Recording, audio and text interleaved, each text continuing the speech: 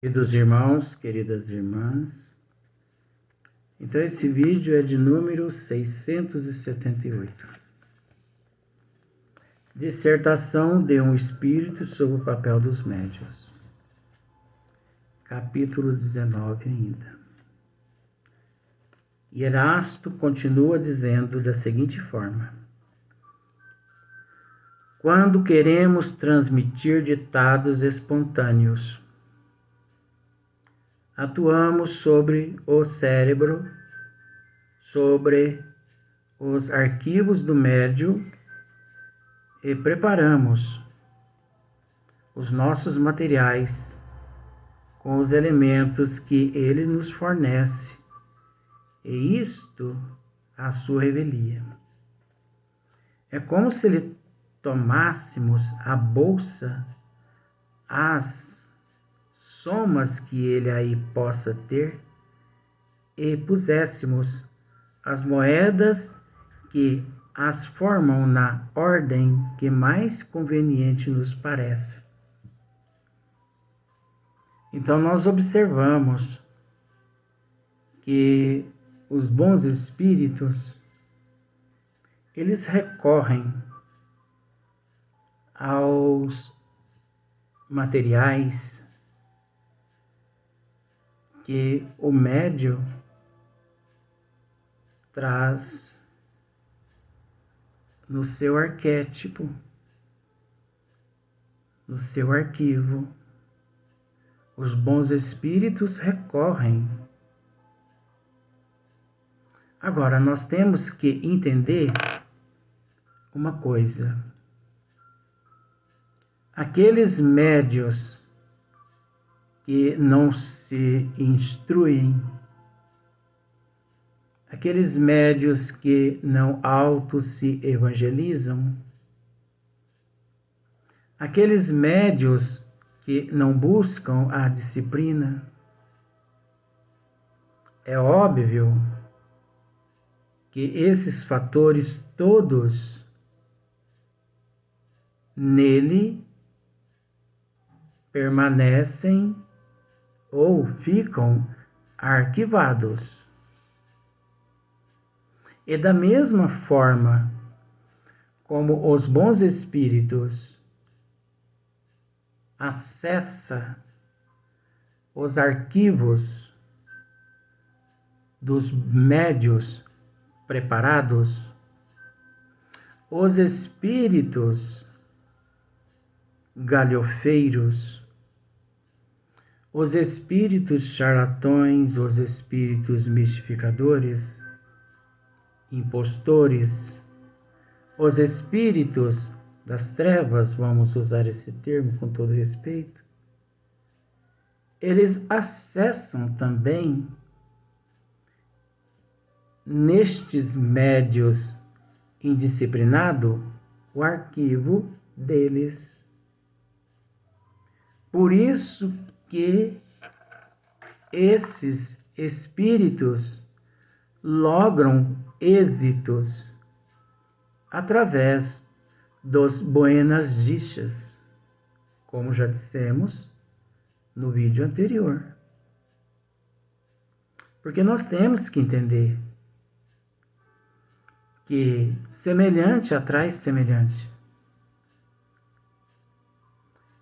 E o fato do semelhante que atrai semelhante, é natural que, ao atrair determinados indivíduos, é óbvio que eles acessam, como por exemplo,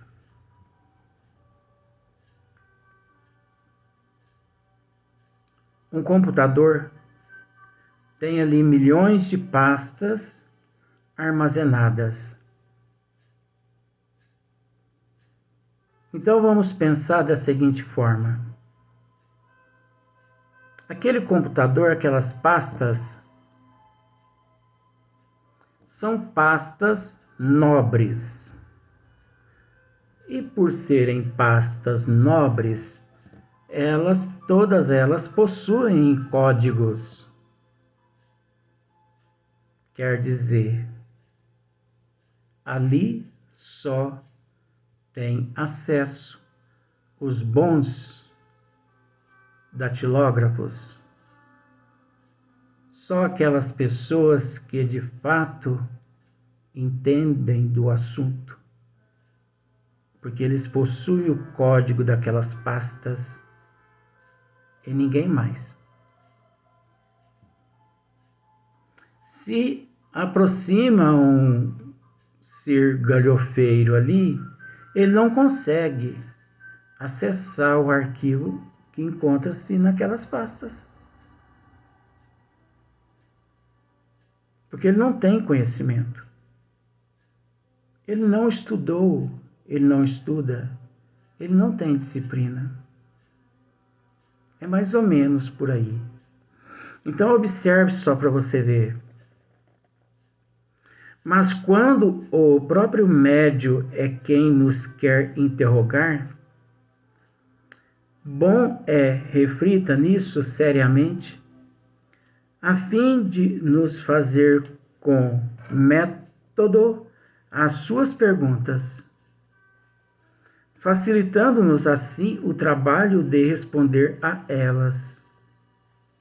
Porque, como já te dissemos em instruções anteriores, o vosso cérebro está frequentemente em inextricável desordem.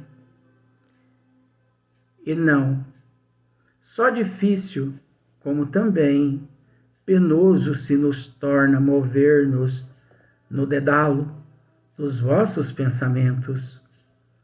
Quando seja um terceiro que nos haja de interrogar, é bom e conveniente que a série de perguntas seja comunicada de antemão ao médium para que este se identifique com o espírito do evocador e dele, por assim dizer. Muitas pessoas recorrem aos médiuns psicógrafos para receber mensagem de seus parentes. E eles procuram o máximo possível não dizer nada ao médium. Por quê? Porque eles acham que, é óbvio, nós vamos esclarecer isso. Eles acham que o médium psicógrafo, ali, ele se aproveita do que a pessoa está dizendo a ele para depois ele montar uma mensagem. O que nós podemos dizer com relação a isso, a esta questão? As pessoas não devem se preocupar com esta questão, com esse item. Sabe por quê? Porque o médium sério,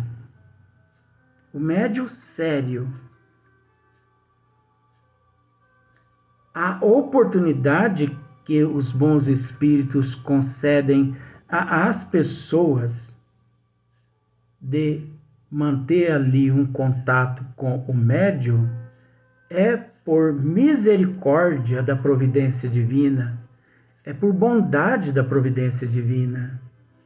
É justamente para mostrar às pessoas que o médium não é melhor que ninguém.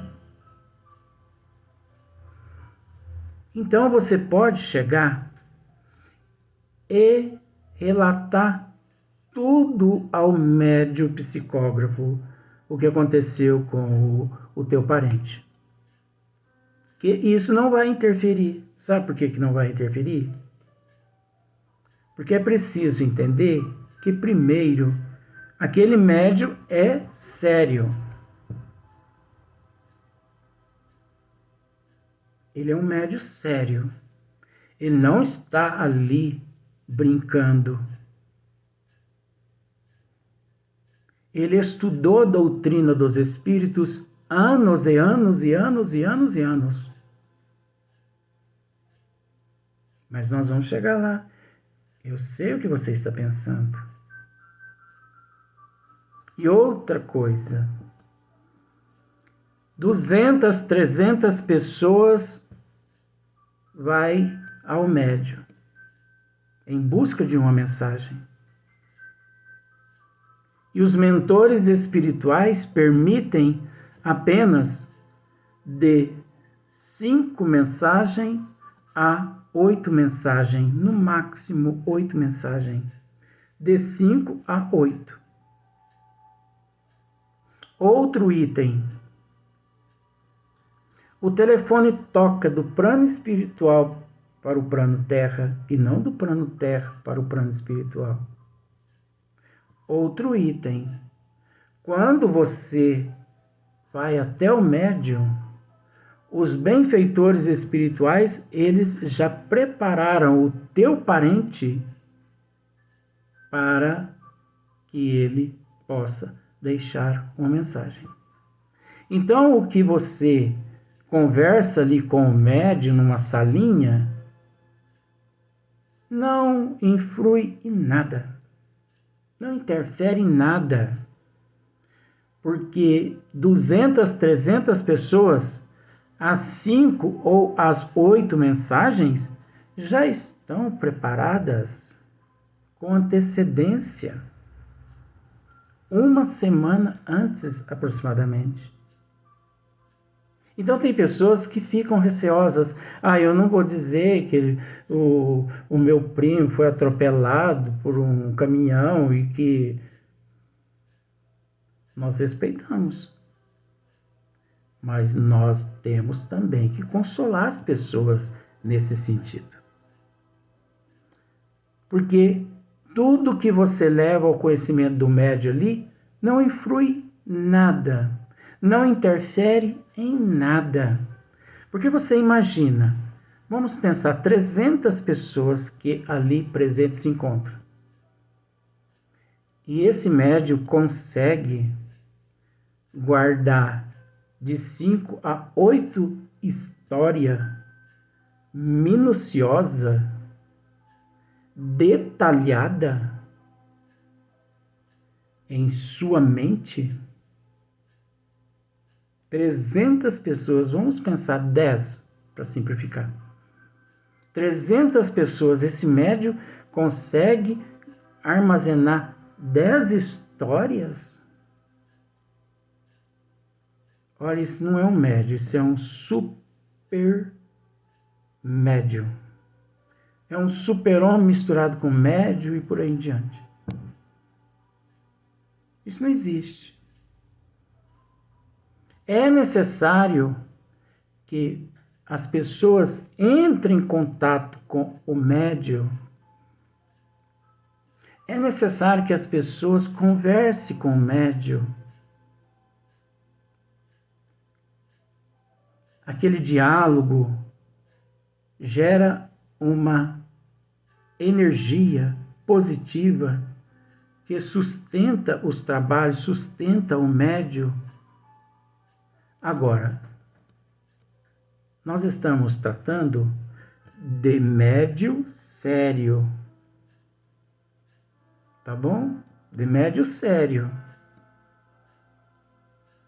O médium sério, você não precisa ter medo. Mas como que eu reconheço que o médium é sério? Analise a obra dele. Analise o caráter. Analise a moral. Analise a vida do médium. Já tivemos oportunidade de dizer várias vezes: reconhece-se o fruto pela árvore. Por exemplo, a laranja você vai encontrar no pé de laranja, você não vai encontrar jaca no pé de laranja. Porque se você encontrar uma jaca no pé de laranja, não é sério. Analise a moral do médium. Busque e analise. Não vá se entregando de corpo e alma a qualquer médium, não.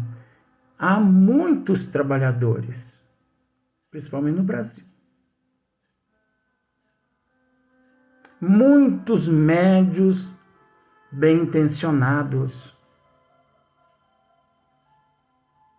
Mas existe também aqueles lá, coitadinhos, não é? Que, por algum motivo, quiseram seguir o rumo deles e não o de Kardec, então não dá certo. Agora, você não deve levar o conhecimento do médium charlatão, mistificador, toda a história, o médium pseudo-espírita. Então, o que você deve fazer? Analise a moral do médium, o intelecto. Analise a obra do médium, como, por exemplo, Franciscano Xavier. Como duvidar da obra, ou melhor, da pessoa Franciscano Xavier, se a obra dele respondia por ele? Se você é mistificado, é porque você quer. É porque você quer. Porque você tem o direito de aceitar ou de não aceitar. Esse é um direito teu. Então você, antes de buscar uma mensagem, antes de você ir a uma casa espírita, reflita, estude, analise aquela casa, aquele médium, o trabalho, a obra que aquele médium realiza. Se você chega a uma conclusão de que realmente o pé de laranja dá laranja, jaca dá jaca, jabuticaba dá jabuticaba, vai com fé em Deus, em Jesus e Nossa Mãe Maria Santíssima. Pode se abrir ali ao médico, não tem problema. Não vai ser aquilo que você leva ao conhecimento do médium que vai interferir na mensagem. Porque nós temos que entender que em 300 pessoas no ambiente, 10 apenas vai deixar mensagem. Você pode vir receber no primeiro dia, se foi preparado o teu parente. Se não, só daqui 10 anos, 20 anos, 15 anos. Cada caso é um caso. Agora, você chega à casa espírita e não analisa esses quesitos todos. Você não analisa a moral, o trabalho que ali é realizado. E você vai e se abre com o médium. É óbvio que o médium ele vai anotar tudo em um papel, tudo, 100%. Ele vai pegar o nome do cachorrinho, o nome do gatinho, o nome do passarinho, ele vai pegar o número da conta bancária, ele vai pegar o nome das crianças que já nasceram, que não nasceram, ele vai pegar o nome dos que desencarnaram, que ainda não desencarnaram. Ele vai anotar tudo em um papel. Porque ele vai trabalhar em cima daquele material que você fornece. Esse é o impostor. Esse é o charlatão. Esse é o mistificador. Agora, se você permite que isso aconteça na tua vida, não é verdade? Tem muitas pessoas que recorrem à casa espírita em busca de orientação espiritual.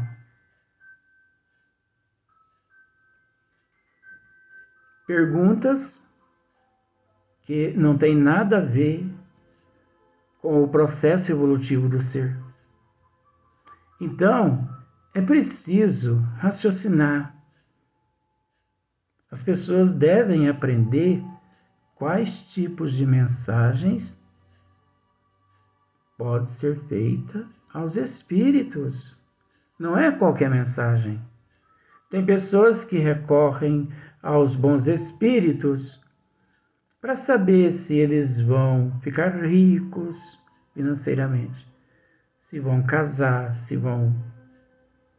Isso não são perguntas que se façam um espírito a um benfeitor, a um espírito, né? Agora, se você fica sabendo que naquela casa ali, o mentor daquela casa ali permite que você faça tudo quanto é tipo de pergunta, fuja daquela casa. Porque aquele mentor é um mistificador, é um charlatão. Ele está te cultivando no erro.